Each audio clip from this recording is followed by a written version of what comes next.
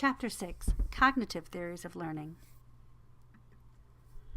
Our organizing questions for this chapter are: what is the information processing model? What do we know from research on the brain, and how does a brain affect learning? What causes people to remember and forget? And how can memory strategies be taught? What makes information meaningful? And then how do metacognitive strategies help students learn? Why study strategies help students learn, which is a metacognitive skill. And then how do cognitive teaching strategies help students learn? I'm going to start out by doing some memory building of your own.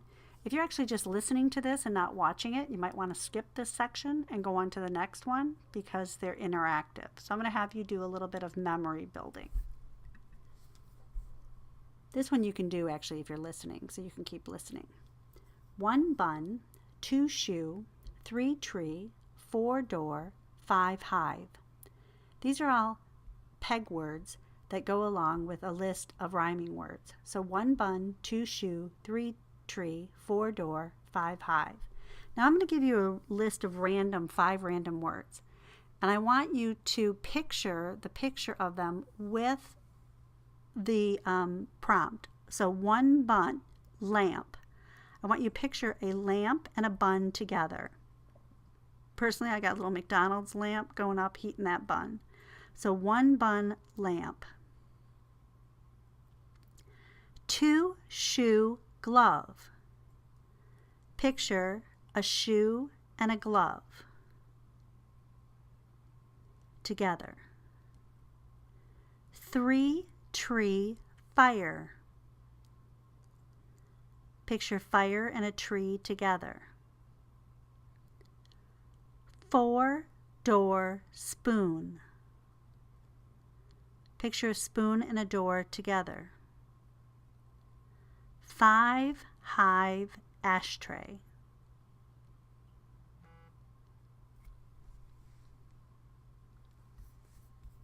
We're going to come back to those in just a little bit. I'm going to do some other memory strategies with you. These are the ones you actually have to look at.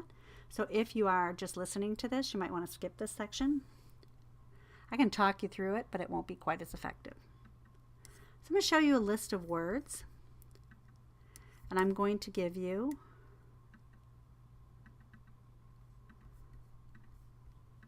I'm going to give you 20 seconds to memorize them. Don't cheat and write them down or pause the film. Ready? Go.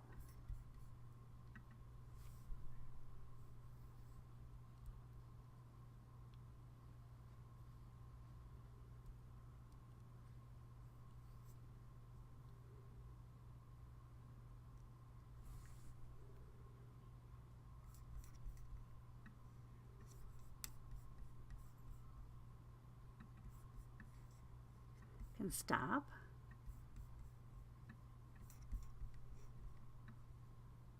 I want you to write them all down.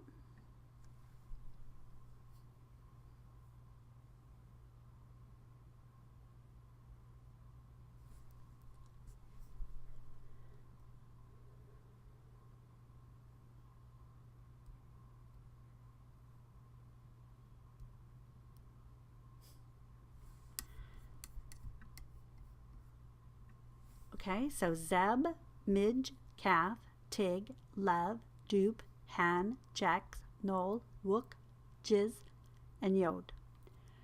So one of the things that typically happens is people will typically get between 0 and 5 correct. Some people will get up to 7, but typically about 5 of them correct. So one of the things that we usually talk about why this is so difficult is because these are not real words. They're nonsense words. Typically when students talk about this, they'll say, well, I remembered Zeb was zebra, Midge was magic, so I had a magic zebra with a calf, like a little calf was following the magic zebra, and a tiger, and they were level against the earth. So they kind of try to make it so that they understand what they're thinking about, or make a story out of the words, or making them into real words. The next one we're going to try, excuse me, is very similar. I'm going to set the clock again to 20. If I get it to work, I'm going to set the clock to 20.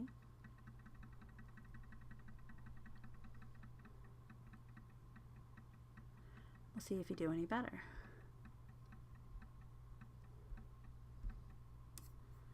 Ready? Go.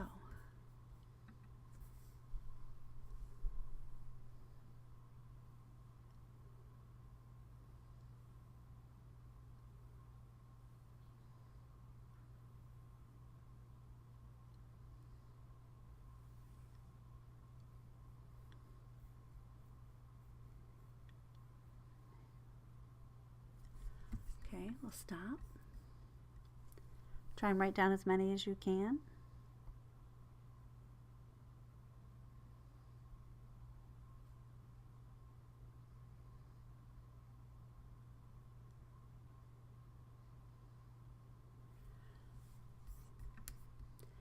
Words: sky, pen, girl, was, key, far, may, who, knee, spin, roll, stay. So typically students start to get more correct at this time. They'll move up from 3 if you were at 0 before, all the way up to like 9, 10, and 11 of them. Typically the people that have 9, 10, and 11 have made this into some kind of sentence or some kind of story. Some people are pretty good at doing rote memory, where they'll just keep saying them over and over again, and they'll get as many as they can that way. But the people who tend to turn them into a story tend to do a little bit better. I'm going to go to the next one. Once again, I'm going to change this. I think I can do it this way. 20 seconds. And we'll go.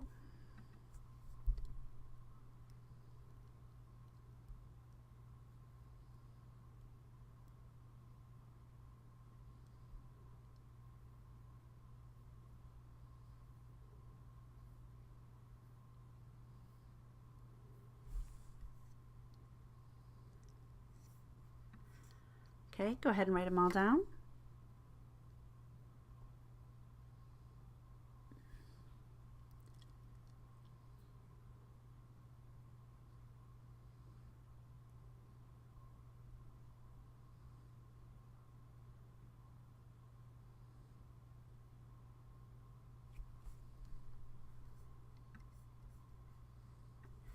Their book, cover, chapter, page, title, author, publisher, preface, reference, heading, footnote, and index.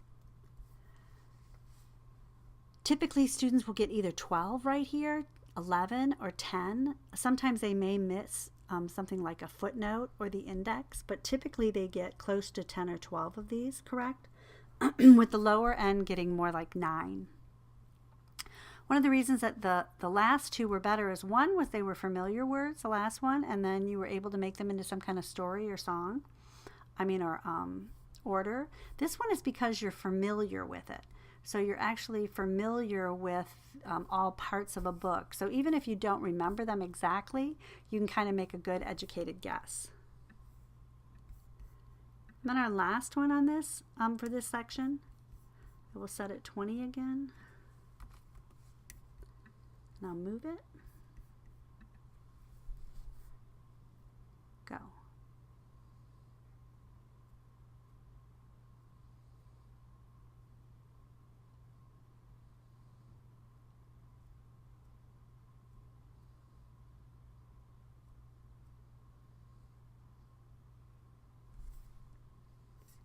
Ready? Write.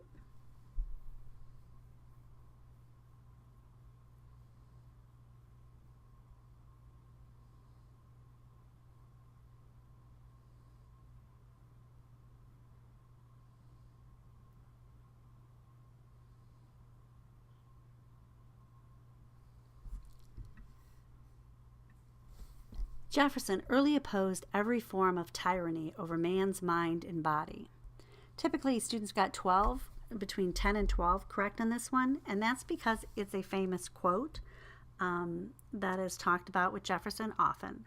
So one of the things that we know about this is because by the way that the information is presented, it makes it easier for you to remember the information. I'm going to try one more because it's an auditory one, and I'm going to play it, and then I want you to try and remember the numbers. 1 7 7 6 1 8 1 2 1 9 4 1. Okay, go ahead and write those down.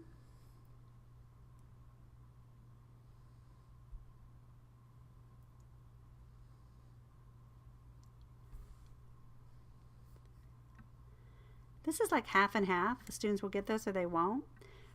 If you are a history buff and you got 1776, 1812, and 1941, you would know that those were dates of wars.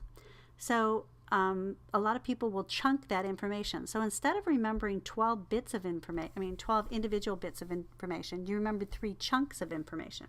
So chunking is probably one of the first things that you should remember about remembering and forgetting, is that the better that you chunk the information, the more likely it is that you're going to remember it. Because every human can remember typically 5 to 9 bits of information, with 7 being the average. So in the beginning, those of you that were closer to 5, that would be the lowest level of remembering, and those of you who are closer to 9 is the highest level of remembering. So with 7 being the average, so if you had 7, that would be a pretty average score. So one of the things you want to know is it doesn't mean that you have to remember one individual morsel. You can remember chunks of information.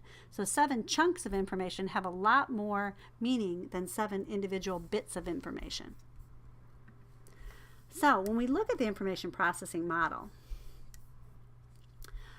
one of the things that we want to look at and think about is, how does the brain actually work? Like, how do we get information in and out of our brain, and how do we keep it there? So we call that the information processing model. Information constantly enters our mind through our senses. You are constantly bombarded by information. If your brain actually, it does process everything, but if it actually retained everything, I think our brains would explode, because most of the information is almost immediately discarded. Our brain is a really good filter of trying to figure out what it needs and what it doesn't need. Some is held in our memories for a really short period of time and then forgotten. Like, you might remember it for a real short period of time, and then if you don't need it anymore, it's just gone. But some information is retained much longer, perhaps for the rest of our lives. So how it works, there are 3 major components of the information processing or of memory. There's the sensory registry, which we talked about already, the sensory. There's a short-term or working memory, and then there's a long-term memory. The sensory registry is very short-term memory linked to our senses.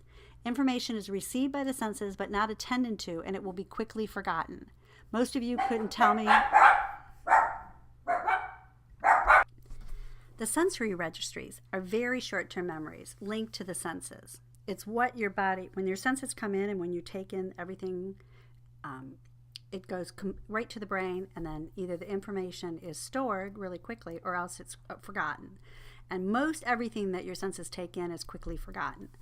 More than likely, you don't remember the cars that passed you on the highway, or if you walked somewhere, the person, what they were wearing next to you when you were walking by. We just kind of take the stuff in and we filter it and we quickly get rid of it, unless it's something unusual, and then we'll pay attention to it, and then we start to commit it to our short-term memory, but for a really short period of time, unless it becomes more relevant.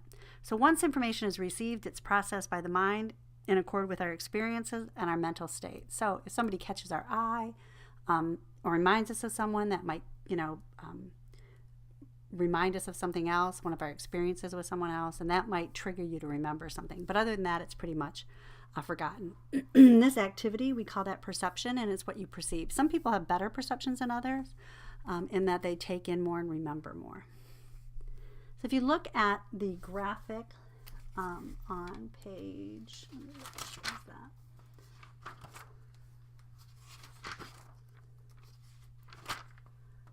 Uh, 131, or nope, I take that back. It's not 131. It's 125, figure 6.1.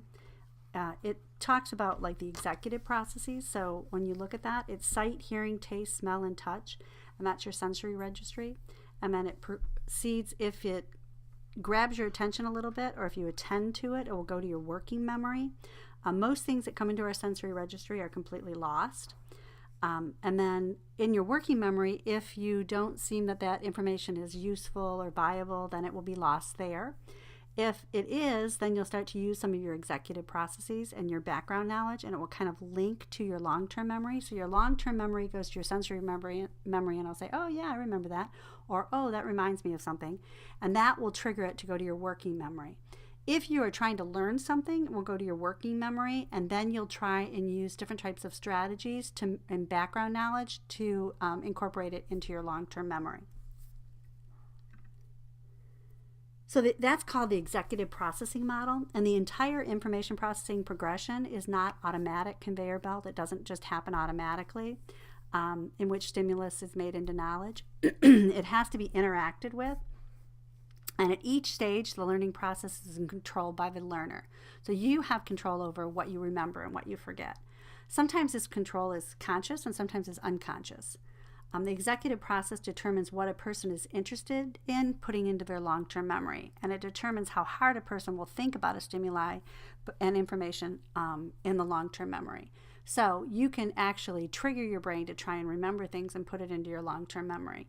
But something else can happen, like an episodic memory where something happens that is unforgettable, like there's a car crash, or somebody shouting, or something unusual that happens, and that will trigger you to remember it as well. It's an episode in your life. When we first look at that sensory registry, that's the first component. It receives large amounts of information from each of the senses, and it holds it for a really short time, no more than a couple of seconds, sometimes nanoseconds. If nothing happens to that information, it's rapidly lost. It's just purged. If you remembered everything, your brain would explode. Perception of stimuli, I'm teasing, but that's kind of what you have to think of. Perception and stimuli and gaining students' attention is important for educational implications. So you really want to trigger as many senses as you can, because, as you'll learn in a minute, when you have the dual processing theory, they start talking about the more different ways that you remember something, like by touch, by sound, by feel, by sight, the more likely it is that you're going to remember it. Your working or your short-term memory is a storage system that holds that 5 to 9 bits of information that we talked about earlier, with 7 being the average. So information enters your working memory from both the sensory registry and the long-term. It's kind of like where the long-term and your sensory registry meets. And so it's trying to couple those together. You're trying to make paired associations with your long-term memory and the new information that's coming in. Rehearsal, when you repeat something over and over again, is you trying to hold it in your long-term memory. If you pair it with another memory, then you tend to remember it a little bit longer. Let's go back to the very beginning. 1 bun, 2 shoe, 3 tree, 4 door, 5 hive. If you had done that exercise earlier, you would remember 1 bun lamp, 2 shoe glove, 3 tree fire, 4 door spoon, 5 hive ashtray. And one of the reasons is because your working memory and your sensory memory kind of came together, because you were using visualization to be able to pair those new unfamiliar words with something that you already knew. So we get to our long-term memory. Excuse me. It's a part of memory system which large amounts of information is stored for an indefinite period of time. We don't really know the full capacity of long-term memory, but we know that people, even when they're like electrodes, like during brain surgery, are touched on a certain synapse, people remember stuff that they didn't even realize that they had ever learned. People store not only information but also learning strategies in long-term memory, and that's where we get our easy access. Cognitive theories of learning stress on the importance of helping students relate information being learned to existing information in your long-term memory. So the more we pair something with something we already know, the easier it is for us to keep that in our memory. There are 3 types of memory, of long-term memory, and theorists divide them into at least these 3 parts. There's episodic, which I mentioned before. It's kind of like your mental movie of personal experiences. It's things that are emotive. The semantic memory contains facts and general informations. And if you look at that, and we're going to talk about it in a minute, it's your schema. It's that kind of general idea that you have on a concept. And it's all the branches that go along with it. So your semantic memory is more of your generalized information or your declarative memory. Procedural memory refers to knowing how to do something or figuring out how to do something. It's the procedure that goes along with it. And when you have your procedural memory, it's like activation and then spreading of activation. Like you can activate one part, like riding a bike. If you were riding a bicycle and you hadn't ridden one for a long time, when you first get on, you'll remember to pedal. But if your bike starts to tip to the left or a little bit, your body will automatically remember to tip to the right. So that there's this activation. It like sets off a chain of events of you remembering procedurally how to do something. When we talk about semantic memory or schemata, your semantic memory stores facts and generalized knowledge in the form of a schema or a schemata. The schemata are networks of related ideas that guide our understanding and action. It's what pops into your brain when you go, oh, that's kind of like, oh, that's kind of like. Information that fits into a well-developed schema is easier to learn than information that cannot be accommodated. The production systems of ACTR is the creation or the encoding of new information, spelled wrong, the tuning of schema evolution, and then the restructuring or the schema recreation or creation. And so it suggests that there are different processes based on these different types of learning. So your schema can evolve. Like little kids, when they're real little, they think of a dog. We talked about this in language, and they think of a dog, small animal, small furry animal as a dog. And then as their schema evolves to learn about cats and other animals, and that some are dangerous and some are not, you restructure that, and then you have branches of your schema that go along with that. Excuse me. Factors that enhance long-term memory, and contrary to popular belief, people retain large proportion of what they learn in school. You may not remember all of it, but you remember much of it. And several factors that contribute to that is the degree to which you learn the material in the first place, so the depth of it. And I that's one of the things that I kind of talk to you guys, and I usually talk to my class about, is this Google generation, I call it. Because a lot of times you'll Google something and you read like the shortest Google search that you can find. The ones that give you one or two sentences that just give you a general idea about what something is. And so you're not getting that depth of knowledge. You're just getting surface knowledge. So it's harder to remember surface knowledge because you don't really have the depth to be able to branch out and be able to connect it with other bits of information. The effects of that on that retention is really unclear. So instructional strategies that actively involve students in lessons and contribute to long-term retention are ones where you really learn something well and deeply. That's one of the reasons why I'm a Common Core now. It used to be that you learned your numbers from 0 to 100 in kindergarten, and now they only go to 0 to 20, and the kids learn multiple ways of which to configure 20. Like they might have 20 dots of 1. Or they might have put dots into groups of 5, and then they'll have 4 groups of 5, or they might have 5 groups of 4, and they configure them 2 groups of 10.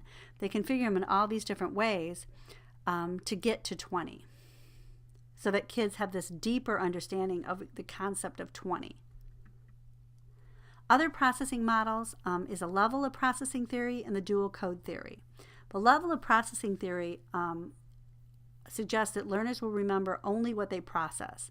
So you have to actually play and interact with the information in order to remember it better. Students who are processing information, when they manipulate it, look at it from different perspectives and analyze it. So when you do these higher level thinking of analysis and synthesis, then kids will remember it better because of a level of processing. The dual code theory further suggests the importance of using both visual and verbal coding to learn bits of information. Now, if you think about levels of processing, I want you to think back, and we're going to talk about mass practice versus distributed practice and homework. When you study or cram for something and you just sit down and cram, and then you leave a test and you look to your friend and they'll say like, well, what did you get? What did you say about level of processing theory? And you're like, I have absolutely no idea. You may have done well on the test, but it's like your brain purges that information immediately afterwards because it hasn't made any connections. Here's a visual that goes along with the information processing models. Levels of processing theory. If I say a tree, you might remember this just little generic tree that's over here, but you're not going to necessarily remember that. If I say tree, that's going to be the one that pops in your head, but it may not be the actual tree that you're looking at. But if it's an unusual shape or an unusual color or something like that, it's going to stick in your brain. It's going to go through your sensory registry, and then your brain's going to go, wow, that's really a different tree. So you're going to remember it. And dual code theory is the idea that the more you talk about it and the more visuals that you have along with it, the better your retention is going to be. So kind of like my one bun, two shoe, when I visualized and we talked about it, the idea that you will retain it is at a higher level.